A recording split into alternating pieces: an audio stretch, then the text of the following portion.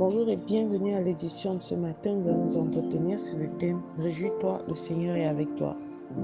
Le passage que nous allons examiner est tiré du livre des Psaumes au chapitre 5, verset 12. Il est écrit « Alors ceux qui se confient en toi se réjouiront, ils auront de l'allégresse à toujours et tu les protégeras. Tu seras un sujet de joie pour ceux qui aiment ton nom. » Bien-aimé, réjouis-toi dans le Seigneur, car tu ne connais pas ses voies. Quelles que soient les difficultés que tu connais, quel que soit ce par quoi tu passes, les tentations ou toute autre tribulation, tu dois garder à l'esprit que tous ceux qui se confient en lui se réjouiront. Et sa parole dit dans Jérémie 17 que béni soit celui qui met sa confiance en l'Éternel. Il n'y a pas un autre refuge. En temps de solitude, confie-toi en l'Éternel. Lorsque tu es dans l'abondance ou dans la joie, confie-toi en l'Éternel. Car lui seul pourra te fortifier.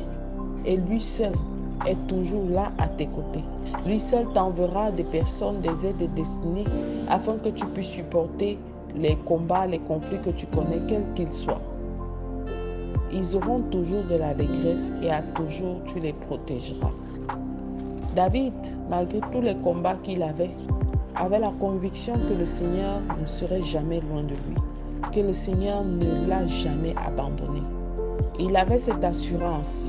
Et toi qui crois en Dieu aujourd'hui, j'aimerais que tu marches avec la même assurance, que non seulement le Seigneur est celui-là qui n'abandonne personne, mais qui est à nos côtés et qui nous protège jour et nuit, qui fait de nos combats ses combats, qui nous donne d'être attachés à lui et qui nous donne de croire en lui, même lorsque nous ne voyons pas d'issue favorable.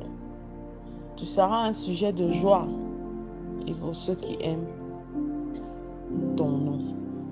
Bien-aimé, si tu ne connais pas Dieu ou si tu n'as pas Dieu dans ta vie, il y a des témoignages que tu ne saurais lui attribuer.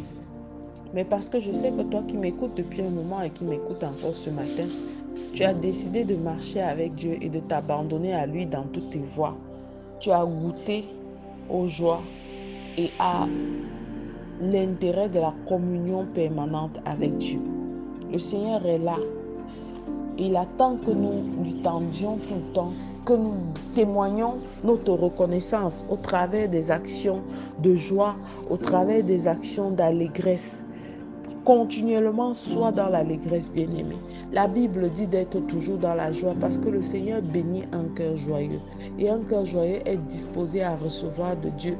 Un cœur joyeux est disposé à recevoir ce que Dieu a mis à notre disposition. Un cœur joyeux est disposé à marcher dans l'allégresse. Ce n'est pas à dire que c'est difficile de rester joyeux, mais c'est un exercice auquel nous devons nous prêter tout le temps. Car c'est lui qui continue à nous offrir cette joie.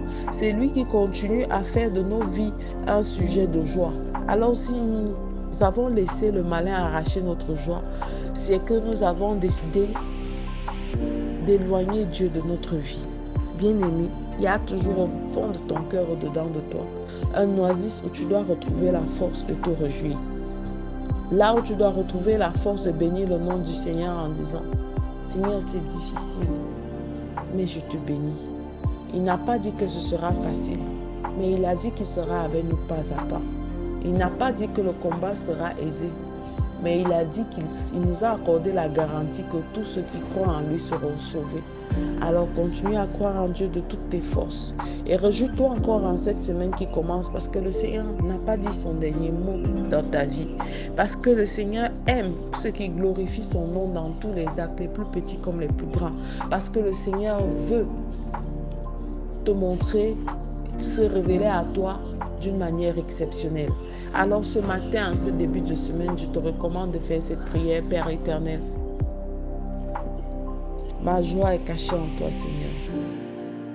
Je te confie tous mes projets.